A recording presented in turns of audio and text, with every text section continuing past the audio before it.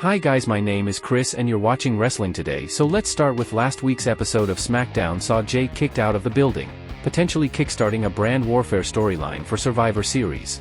General managers Nick Aldis and Adam Pearce teased a feud as well, with the latter also being escorted away. Main event Jay had invaded SmackDown to attack Jimmy, just like the latter had done a few days earlier on Raw. This seemingly set the stage for Jay to lead the Red Brand into war against his twin brothers Blue Squad. The likes of Solo Sikoa, Cody Rhodes, and Sami Zayn remain linked to the Usos in various ways. However, we may not see the two brands collide. According to Dave Meltzer in his daily update, the planned War Games match for Survivor Series will not be Raw vs SmackDown. On last night's show based on an angle, we talked about the possibility of a Raw vs SmackDown War Games match at Survivor Series. We are told that right now the War Games match is not planned as a Raw vs SmackDown match, wrote Dave Meltzer. While things could change, this means the Usos may still clash inside the double cage but without any brand loyalties at play. As a result, Jimmy and Solo Sikoa will likely have the Judgment Day by their side. Main event Jay, on the other hand, could use the help of SmackDown stars Kevin Owens and LA Knight, along with Rhodes and Zayn. The next story is about WWE superstar Raquel Rodriguez wants to join the Latino World Order, LWO. During a recent interview with the Dallas Morning News, she revealed that some group members are like family to her, so being part of the setup is on her career bucket list. Trust me, there have been many thoughts of Raquel Rodriguez in the LWO. I would love to be a part of the LWO. Everyone who's in the LWO at the moment are family to me.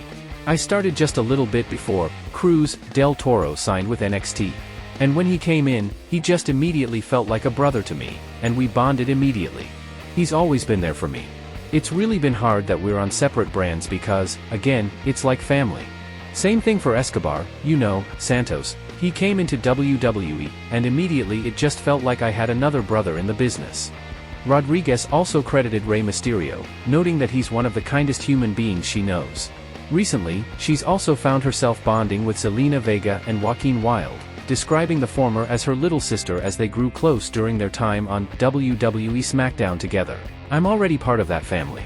In a sense, I do feel like I'm part of the LWO, it just hasn't been made official yet. It remains to be seen if Rodriguez's wish will be granted, but the stable has added to its ranks recently. Carlito returned at WWE Fastlane to help the LWO defeat Bobby Lashley and the Street Profits, and he's been aligned with them ever since. Do you guys want Rodriguez's in the LWO? The final story is about during his Backstage Report podcast behind Fightful's paywall. Sean Sapp opened up a bit about Vince McMahon losing control of power in WWE. It was noted that a lot of those changes didn't even go through the creative team, because Vince was calling them all in. That being said, Vince McMahon was blocking some superstars from getting booked on the show as well. These changes may be minimal for some, but they are substantial to others. The changes seemed overnight. Even though Vince McMahon didn't interact directly with creative this year, which means, a guy like Ryan Ward or Rob Fee or names you might know on the creative team didn't have interactions with Vince McMahon to the best of our knowledge. A lot of those changes may have looked minimal to the creative team, I'm told, but to others it wasn't so minimal, because there were certain talent who weren't being used because Vince McMahon didn't want to use, so they couldn't use them, therefore a lot of their creative couldn't be changed. It was also said that, when McMahon learned of creative plans, he would make remote adjustments along the way, and he would indicate wrestlers he did or didn't want on the show. We will have to see what happens next in WWE. At this point, it seems that Triple H has control of things, and he is booking the company in his own vision. Only time will tell what changes in the future, but this could be quite a ride for WWE. Thanks guys for watching and please subscribe for fast wrestling news and updates.